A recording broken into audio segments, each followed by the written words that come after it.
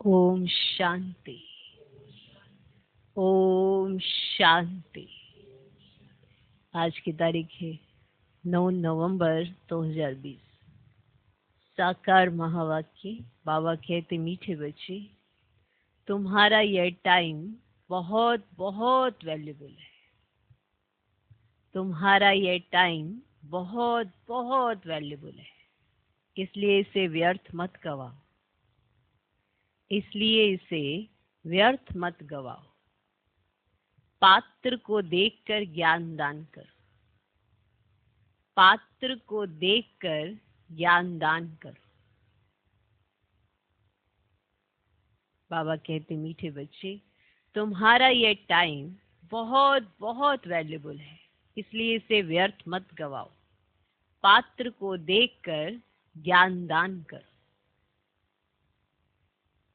पात्र को देखकर ज्ञान दान करो, क्योंकि ये तुम्हारा टाइम बहुत वैल्यूबल है, इसे व्यर्थ नहीं गवाना है।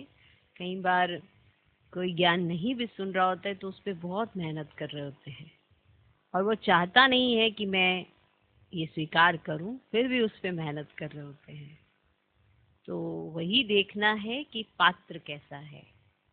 तो दान का महत्व तभी है जब पात्र देखा जाए, पर अगर पात्र को देखकर दान करेंगे तो वैल्यूबल हो जाता है। तो समय बहुत वैल्यूबल है, इसलिए एक एक समय की कीमत हमें पता होनी चाहिए कि एक एक सेकंड हमें कैसे सफल करना है, कैसे ये समय यूजफुल बनाना है, कैसे इसे वैल्यूबल बनाना है, क्योंकि संगम का एक एक सेकंड बहुत वैल्यूबल है, इसलिए इसे व्यर्थ नहीं गवाओ। दान देना है, पर ये भी देखना है कि सामने लेने वाला कैसा है, ये भी जरूर देखना है। अगर कोई कहे, बारंबार ये कहते, ये तो आपकी कल्पना है, तो वहां पर ज्ञान दान नहीं देना है, क्योंकि जब तक उसका समय नहीं आएगा उसे उसकी वैल्यू नहीं होगी। तो ये भी देखना है, क्योंकि ये बहुत वैल्यूबल है। तो बाबा आपके समय की वैल्यू बता रहे हैं, ज्ञान दान की वैल्यू बता रहे हैं, पात्र की वैल्यू बता रहे हैं, इसलिए इसे व्यर्थ नहीं गंवाना है। आज का प्रश्न, गुणों की धारणा भी होती जाए और चलन भी सुधरती रहे, उसकी सहज विधि क्या है? गुणों की धारणा भी होती जाए और चलन भी सुधरती रहे,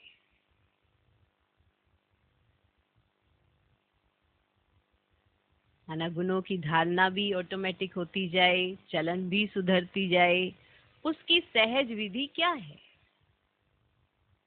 उत्तर, जो बाबा ने समझाया है वह दूसरों को समझाओ। ज्ञान धन का दान करो तो गुणों की धारणा भी सहज होती जाएगी। जैसे किसी को कहते हो कि आप शांत रहो, मीठे रहो, तो अपने अंदर भी ध्यान जाता है, क्या मैं शांत हूँ, क्या मैं मीठा हूँ? तो मैं दूसरे को बोल ही तभी सकूंगा जब मैं खुद रहूंगा। तो ये अपने ऊपर एक अटेंशन चला जाता है, क्या ये गुण मुझ में है जो मैं दूसरों में देखने की कोशिश कर रहा हूँ? तो जो दूसरों को दिखाना चाहते हो वो खुद में भी होना चाहिए। इस तरह की धारणा है, क्योंकि पहले ऐसा होता था, आजकल तो बाहरी ज्यादा हो गया है कि बाहर से सुनाते तो बहुत कुछ है पर भीतर जाते नहीं है, माना अंदर नहीं देखते कि मुझ में क्या है क्या नहीं है। बाहर बहुत अच्छा सुनाते हैं, पर पहले क्या होता था, बोल में भी वही आता था जो अंदर होता था। इसीलिए कहा कि गुणों की धारणा भी होती जाए, चलन भी सुधरती जाए। तो बोलेंगे वही जो अपने अंदर होगा, और अपने अंदर अगर ज्ञान दान करने की चाहना होगी तो अंदर ये भी चेकिंग होती रहेगी, क्या मैं गुणवान हूँ जो मैं दूसरों को गुणों का दान कर रहा हूँ? तो अपने अंदर चेकिंग होगी। तो ज्ञान धन का दान करो तो गुणों की धारणा भी सहज होती जाएगी, चलन भी सुधरती रहेगी। जिनकी बुद्धि में ये नॉलेज नहीं रहती है, ज्ञान धन का दान नहीं करते, वह है मनहूस। जिनकी बुद्धि में ये नॉलेज नहीं रहती है, ज्ञान धन का दान नहीं करते, वह है मनहूस, वह मुफ्त अपने को घाटा डालते हैं, वह मुफ्त अपने को घाटा डालते हैं। तो बुद्धि में नॉलेज होगी तो वो दूसरों को देंगे जरूर, और वो नॉलेज से अपने को झांकेंगे जरूर, चेक जरूर करेंगे क्या ये गुण मुझ में है, क्या ये मेरी चलन है। तो जो आप दूसरों में देखना चाहते हैं वो अपने में होना बहुत जरूरी है।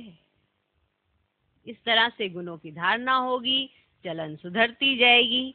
तो जिनकी बुद्धि में ये नॉलेज नहीं रहती है, ज्ञान धन का दान नहीं करते, वे कौन है? वे मनहूस है, वे मुफ्त अपने को घाटा डालते हैं।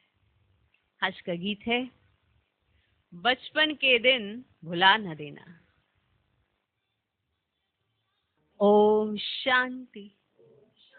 मीठे मीठे बच्चों ने गीत सुना, अर्थ तो अच्छी रीति समझा। गीत सुना, अर्थ तो अच्छी रीति समझा। हम आत्मा हैं और बेहद बाप के बच्चे हैं, ये भुला न दो। हम आत्मा हैं और बेहद बाप के बच्चे हैं, ये भुला ना दो। अभी अभी बाप की याद में हर्षित होते हैं, अभी अभी फिर याद भूल जाने से गम में पड़ जाते हैं। अभी अभी जीते हो, अभी अभी मर पड़ते हो, अर्थात अभी अभी बेहद के बाप के बनते हो, अभी अभी फिर जिस्मानी परिवार तरफ चले जाते हो। अभी अभी बेहद के बाप के बने, सबको भूलने के लिए एक धक से कहते हो सब भूल गया, और फिर अभी अभी जिस्मानी परिवार की तरफ चले जाते हो। तो बाप कहते हैं आज हंसे कल रो ना देना। ये हुआ गीत का अर्थ। ठीक, कि बचपन के दिन भुला ना देना। वो बचपन जब हम बाप के बने, बाबा को जाना, पहचाना, और अब हमें उनका कहना है मानना। तो सदा काल के लिए वो दिन भी याद रहेंगे, बाप की गोद में भी रहेंगे, और कभी भी भूलेंगे नहीं। ये कभी याद कभी भूल, कभी याद कभी भूल, इसका कारण ही यही है कि कुछ ना कुछ बातों में अपना बचपन भूल जाते हैं कि हम यहाँ क्या करने आए थे। हम तो आत्मा है और बेहद बाप के बच्चे हैं। इतना याद रहे तो भी अपना बचपन भूल नहीं सकते। कैसे आए थे, उसके बाद पता नहीं बड़े तो हुए लेकिन बुद्धि से बड़े नहीं हुए। कभी कुछ भूल, कभी कुछ भूल, कभी कुछ याद कर, कभी कुछ याद कर, और ऐसे करते करते आज तो बेहद के बाप के बनते और धीरे धीरे फिर जिस्मानी परिवार के हो जाते हैं। तो इसीलिए कहा आज तो हंस रहे हो कल रो ना देना। इसलिए बचपन के दिन भुला ना देना, वो बचपन जब हम बाबा के बने। अब यह हुआ गीत का अर्थ। तुम बच्चे जानते हो बहुत करके मनुष्य शांति के लिए धक्का खाते हैं, तीर्थ यात्रा पर जाते हैं। ऐसे नहीं कि धक्का खाने से कोई शांति मिलती है। ये एक ही संगम युग है जब बाप आकर समझाते हैं। पहले पहले तो अपने को पहचानो, पहले पहले तो अपने को पहचानो। आत्मा है ही शांत स्वरूप, रहने का स्थान भी शांति धाम है। यहाँ आती है तो कर्म जरूर करना पड़ता है। जब अपने शांति धाम में है तो शांत है। सत्युग में भी शांति रहती है, सुख भी है, शांति भी है। अब शांति धाम को सुख धाम तो नहीं कहेंगे, कहेंगे तो जहाँ सुख है उसे सुख धाम और जहाँ दुख है उसे दुख धाम कहेंगे। अब ये सब बातें तुम समझ रहे हो, समझ रहे हो। ये सब समझाने के लिए कोई को सम्मुख ही समझाया जाता है। प्रदर्शनी में जब अंदर घुसते हैं तो पहले पहले बाप का ही परिचय देना चाहिए। समझाया जाता है आत्माओं का बाप एक ही है, वही गीता का भगवान है। बाकी ये सब आत्माएं हैं। आत्मा शरीर छोड़ती है और लेती है, शरीर के नाम ही बदलते हैं, आत्मा का नाम नहीं बदलता। तो तुम बच्चे समझा सकते हो बेहद के बाप से ही सुख का वर्षा मिलता है। बाप सुख की सृष्टि स्थापन करते हैं, बाप दुख की सृष्टि रचे, ऐसा तो होता नहीं। भारत में लक्ष्मीनारायण का राज्य था ना? था ना? चित्र भी है। बोलो ये सुख का वर्षा मिलता है। अगर कहें ये तो तुम्हारी कल्पना है, तो एकदम छोड़ देना चाहिए। माना जो ये कहे कि ये तो तुम्हारी कल्पना है, तो एकदम छोड़ देना चाहिए। क्या छोड़ देना चाहिए? समझाना। कल्पना समझने वाला कुछ भी समझेगा नहीं। तुम्हारा टाइम तो बहुत वैल्यूबल है। इस सारी दुनिया में तुम्हारे जितना वैल्यूबल टाइम कोई का है ही नहीं। बड़े बड़े मनुष्यों का टाइम वैल्यूबल होता है। बाप का टाइम कितना वैल्यूबल है। बाप समझा कर क्या से क्या बना देते हैं। तो बाप तुम बच्चों को ही कहते हैं कि तुम अपना वैल्यूबल टाइम मत गवाओ। नॉलेज पात्र को ही देनी है, पात्र को समझाना है ना? पात्र को समझाना चाहिए। पात्र को समझाने माना पात्र वो जो लेने लायक हो, जो उसकी वैल्यू करता हो, उसे कहते हैं पात्र। ऐसे तो सब कहेंगे हाँ दो, लेकिन अगर वैल्यू ही नहीं रखता हो तो वो पात्र नहीं है।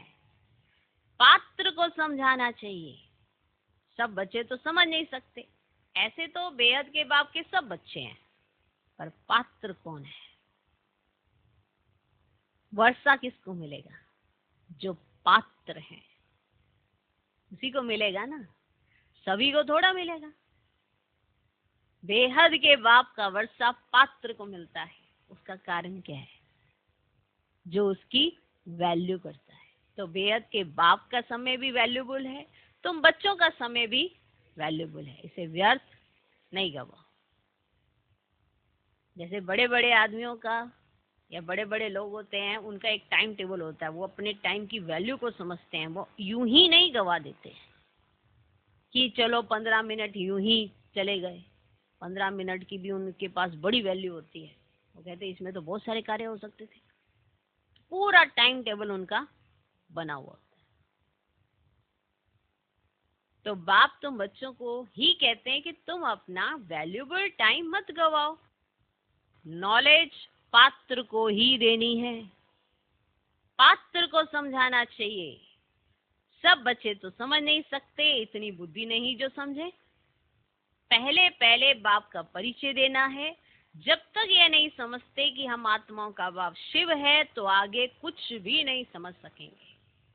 बहुत प्यार नम्रता से समझाकर रवाना कर देना चाहिए, क्योंकि आसुरी संप्रदाय झगड़ा करने में देरी नहीं करेंगे। कि एकदम से ऐसे नहीं कि आपको समझ तो आ गया कि ये पात्र नहीं है, तो बड़े प्यार और नम्रता के साथ उन्हें रवाना कर देना चाहिए। क्योंकि आसुरी स्वभाव के होते हैं, तो फिर क्या करते हैं? वो झगड़ा करने लगते हैं। गवर्नमेंट स्टूडेंट की भी कितनी महिमा करती है ना? उन्हों के लिए कितने प्रबंध रखती है।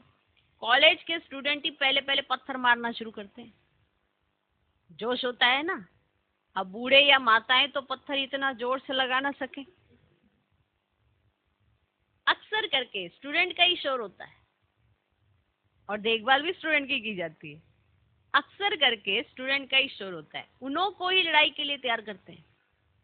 अब बाप आत्माओं को समझाते हैं, तुम उल्टे बन गए हो। क्या क्या बन गए हो? उल्टे बन गए हो। अपने को आत्मा के बदले शरीर समझ लेते हो। अब बाप तुमको सीधा कर रहे हैं। क्या कर रहे हैं? सीधा कर रहे हैं। कितना रात दिन का फर्क हो जाता है। सीधा होने से तुम विश्व के मालिक बन जाते हो। देखो, उल्टे हुए, उल्टी सोच, उल्टे विचार, उल्टा देखना, उल्टा करना, उल्टा चिंतन, सब कुछ उल्टा। अब अगर वैसे ही उल्टे हो जाते हो तो सब कुछ उल्टा, हर चीज पॉजिटिव नजर आने लगती है। तो सीधा होने से तुम विश्व के मालिक बन जाते हो। अभी तुम समझते हो हम आधा कल्प उल्टे थे। अभी तुम समझते हो हम आधा कल्प उल्टे थे। अब बाप आधा कल्प के लिए सुलटा बनाते हैं। अल्लाह के बच्चे हो जाते तो विश्व की बादशाही का वर्षा मिलता है।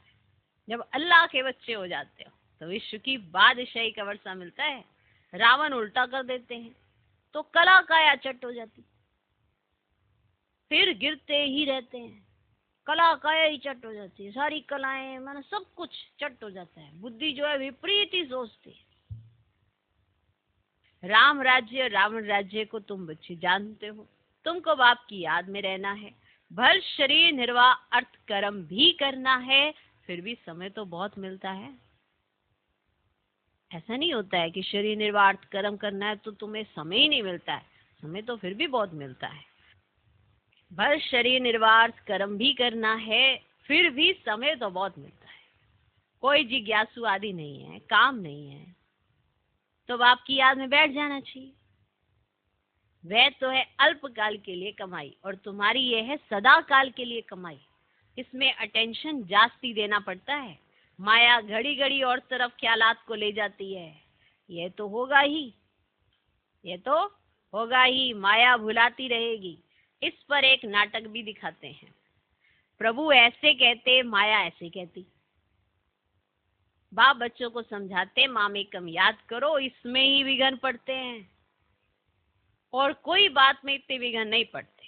पवित्रता पर कितनी मार खाते हैं। भागवत आदि में इस समय का ही गायन है। पूतनाएं सूपनाखाएं भी हैं। यह सब इस समय की बातें हैं, जबकि बाप आकर पवित्र बनाते हैं। उत्सव आदि भी जो मनाते हैं, जो पास्ट हो गया है, उनका फिर त्योहार मनाते आते, पास्ट की महिमा करते आते।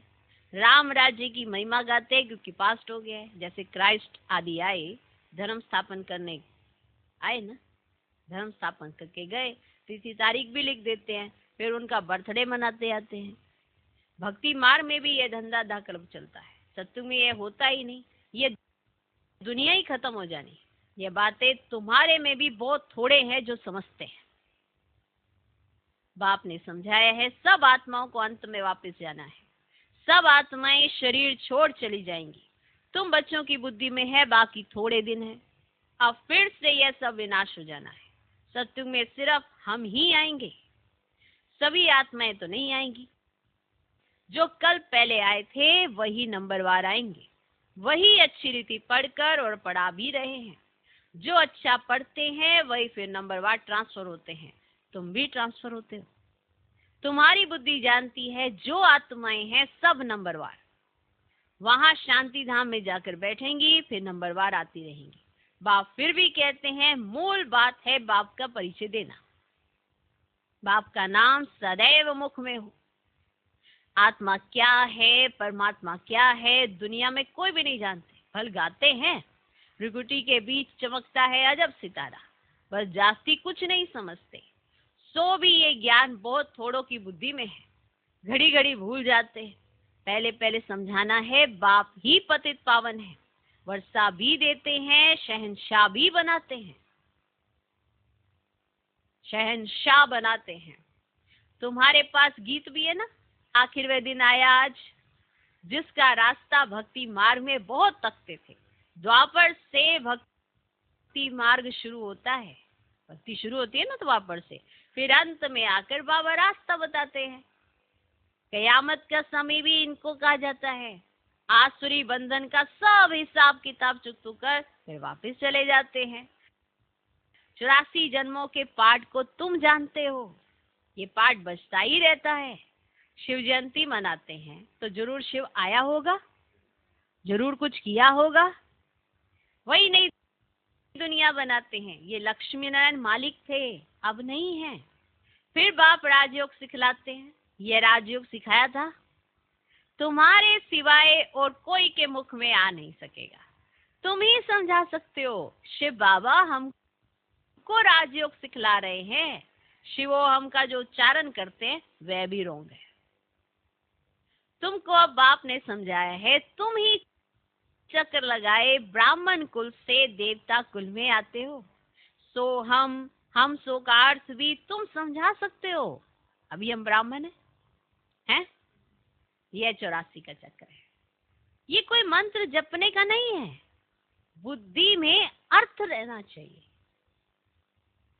कोई भी शब्द है उसका बुद्धि में अर्थ रहना चाहिए, जपना नहीं है। वह भी सेकंड की बात है।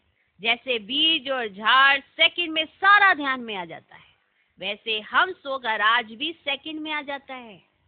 हम ऐसे चक्र लगाते हैं जिसको स्वदर्शन चक्र भी कहा जाता है। तुम किसको कहो हम स्वदर्शन चक्रधारी हैं तो कोई मानेंगे नहीं, कहेंगे ये तो सब अपने ऊपर टाइटल रखते हैं। फिर तुम समझाएंगे कि हम 84 जन्म कैसे लेते हैं, ये चक्र फिरता है, आत्मा को अपने 84 जन्मों का दर्शन होता है, इसको ही स्वदर्शन चक्रधारी कहा जाता है। पहले तो सुनकर चमक जाते हैं, ये फिर क्या गपोड़ा लगाते हैं। जब तुम बाप का परिचय देंगे ना तो उनको गपोड़ा नहीं लगेगा, क्योंकि पहले एकदम चमक जाते हैं कि ये क्या बोलते रहते हैं, क्या गपोड़ा लगाते हैं। फिर जब तुम बाबा का परिचय दे देते हो तो उन्हें गपोड़ा नहीं लगेगा। बाप को याद करते हैं, गाते भी हैं, बाबा आप आएंगे ना तो हम वारी जाएंगे, आपको ही याद करेंगे। बाप कहते तुम कहते थे ना, अभी फिर तुमको याद दिलाता हूं। नष्ट मुआ हो जाओ, इस देह से भी नष्ट मुआ हो जाओ, अपने को आत्मा समझ मुझे ही याद करो तो तुम्हारे भी कर्म विनाश हो जाएं। ये मीठी बात सबको पसंद आएगी।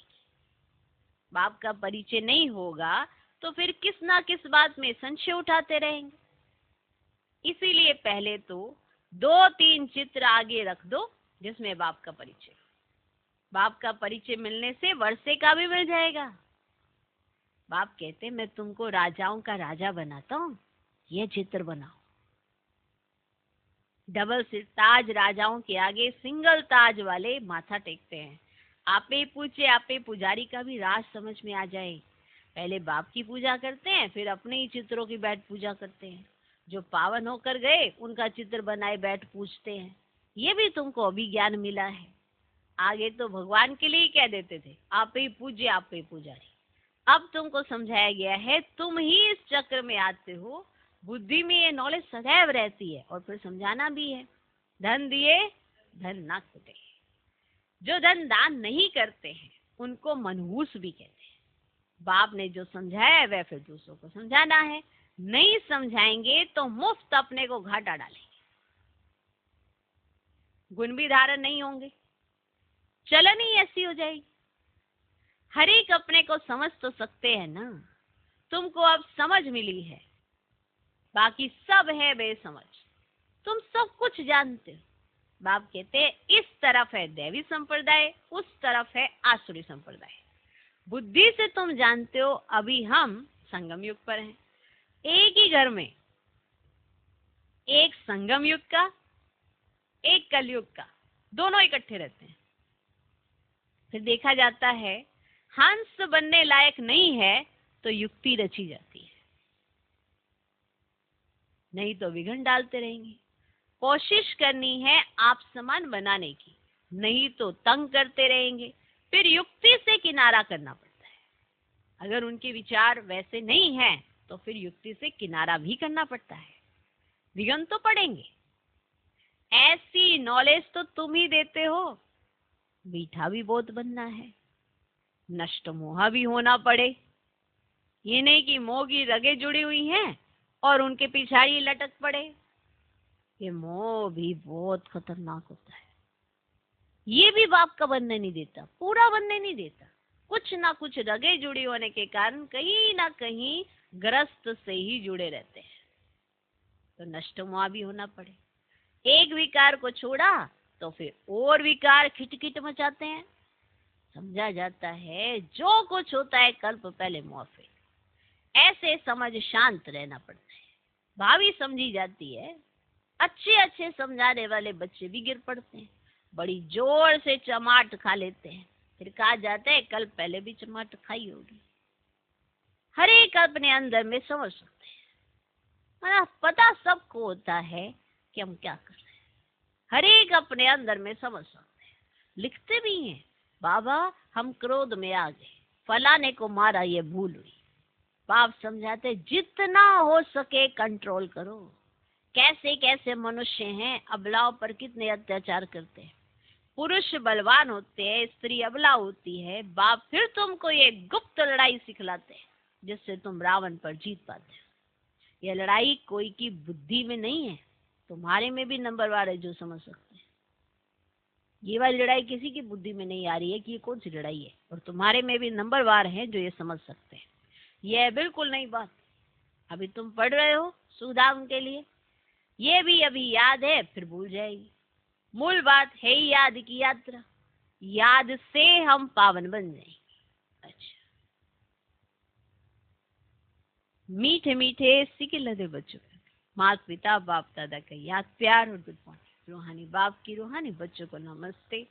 हम रूहानी बच्चों की भी रूहानी बाप को नमस्ते नमस्ते नमस्ते। Good morning good morning good morning. धारणा के लिए मुख्य सर पहला पॉइंट, कुछ भी होता है तो भावी समझ शांत रहना है।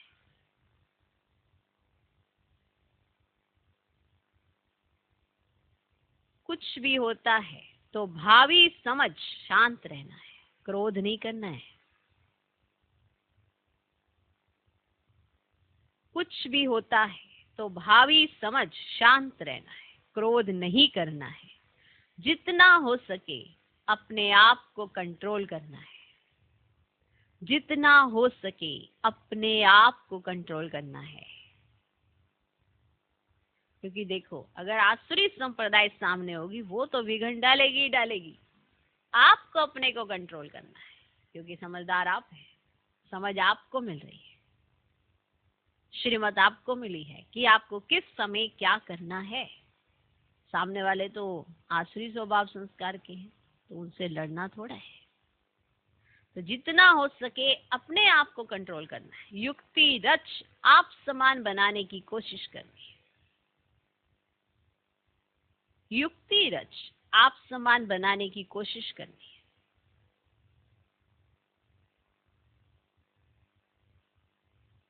दूसरा पॉइंट, बहुत प्यार और नम्रता से सबको बाप का परिचय देना है। बहुत प्यार और नम्रता से सबको बाप का परिचय देना है। सबको यही मीठी मीठी बात सुनाओ कि बाप कहते अपने को आत्मा समझ, मुझे याद करो, इस देह से नष्ट मोह हो जाओ। सबको यही मीठी मीठी बात सुनाओ कि बाप कहते हैं अपने को आत्मा समझ, मुझे याद करो, इस देह से नष्ट मोह हो जाओ। आज का वरदान, नम्रता रूपी कवच द्वारा व्यर्थ के रावण को जलाने वाली सच्चे स्नेही सहयोगी भव। नम्रता रूपी कवच द्वारा व्यर्थ के रावण को जलाने वाले सच्चे स्नेही सहयोगी भव। कोई कितना भी आपके संगठन में कमी ढूंढने की कोशिश करे, लेकिन जरा भी संस्कार स्वभाव का टक्कर दिखाई ना दे। अगर कोई गाली भी दे, इंसल्ट भी करे, आप सेंट बन जाओ। अगर कोई रॉन्ग भी करता, आप राइट रहो। अगर कोई रॉन्ग करता तो आप राइट रहो। कोई टक्कर लेता है तो भी आप उसे स्नेह का पानी दो। ये क्यों, ऐसा क्यों, ये संकल्प करके आग पर तेल नहीं डालो। ये क्यों, ऐसा क्यों, वैसा क्यों, इसने ऐसा क्यों किया, उसने वैसा क्यों किया, आग में तेल नहीं डालो। नम्रता का कवच पहन कर रहो। जहां नम्रता होगी वहां स्नेह और सहयोग भी अवश्य होगा। जहां नम्रता होगी वहां स्नेह और सहयोग भी अवश्य होगा। आज का स्लोगन, मेरेपन की अनेक हद की भावनाएं एक मेरे बाबा में समा दो। मेरेपन की अनेक हद की भावनाएं एक मेरे बाबा में समा दो। ओम शांति।